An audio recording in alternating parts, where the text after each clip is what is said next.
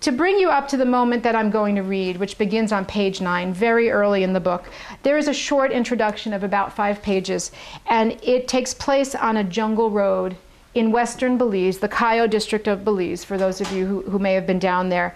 My husband and I and our daughter are in a van. We're on our way to a small Mayan village where we are heading to meet with a bush doctor, which is the English term down there for a shaman or a healer.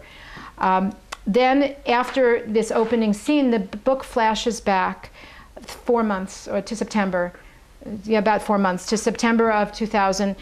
There are 3 chapters set in Southern California where we live. And I did that to explain who we are and how we came to make this decision that led us into this white van traveling down this dirt road in the rainforest. Chapter 1 opens up with the very first appearance of my daughter's imaginary friend, whose presence heralds a dramatic change in behavior in her right from the very start. And although I knew that imaginary friends are developmentally appropriate in a 3-year-old, I had one myself at that age, my sister had one at that age, and that they are often markers for creative thinking, which is great, right? The imaginary friend comes to town, you think, woohoo, creative kid in my house, yeah. But there was something about this one that my daughter had that didn't feel quite right to me as a mother. When you spend every day with a child, you know when something just doesn't feel right. And the imaginary friend comes to town, right? The stranger comes to town in our household. And then the next scene takes place at about 10 p.m. I'm waiting for my husband to get home from work.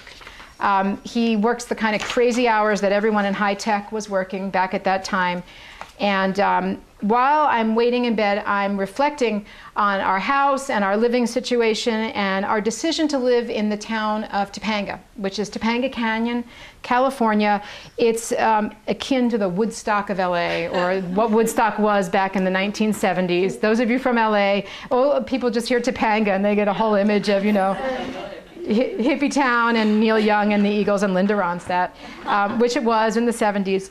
And sort of the larger milieu that we're in at the time. But I use this to just sort of explain who I am and where I'm at that point in my life. So it's just about a page and a half, 2 pages. I'm going to read you this first short selection.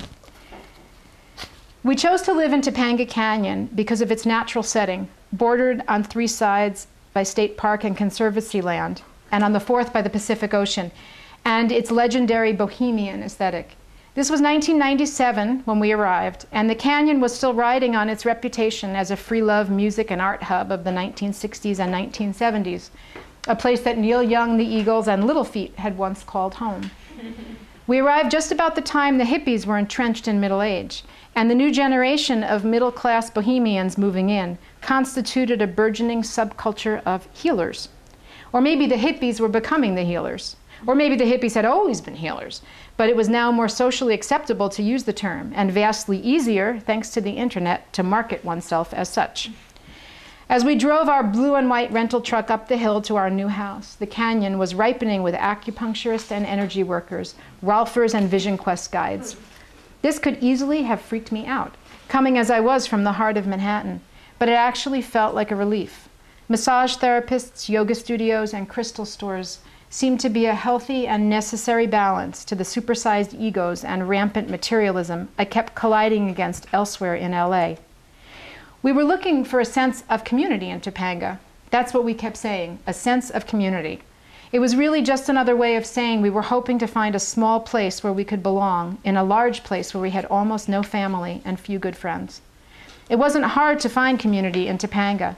The town, just 20 minutes from Santa Monica, is still small enough to have only one telephone exchange, 455, so that locals need to say only the last 4 digits when giving out their phone numbers in town. The general store is 1250, the local veterinarian 1330, like that. About half of our neighbors keep chickens, some have horses, and one has a giant land tortoise roaming his property that occasionally gets loose and ambles across the road. It's true. It's like living on a new age version of Walton Mountain, with minivans and cell phones. At potluck dinners, people I would never peg as non-traditional thinkers use terms like karma and the universe without the acrid taint of irony, and freely admit to consulting with astrologers and psychics, offering their phone numbers so I can get a reading too. It's tempting to write all this off as Southern California cliche, but that would be missing the point. Something larger is going on here, something that may have begun 30 years ago in crucibles such as Woodstock, Sedona, and Topanga, but has since started radiating to points far beyond. Over the past 3 years, while I was scarfing down folic acid and changing wet diapers, a new spiritual revolution was slowly stirring up amid my peers, emerging as a highly individual, soul-based form of spirituality, liberated from both a wrathful God and a benevolent, omnipotent Christ. Despite the unbridled affluence of the late 1990s, or perhaps because of it, people were deeply dissatisfied. They'd begun the decade as devotees at the altar of secular materialism, only to discover that the tasks of acquiring and the responsibilities of having were a hollow substitute for authentic experience, and they were left feeling unmoored.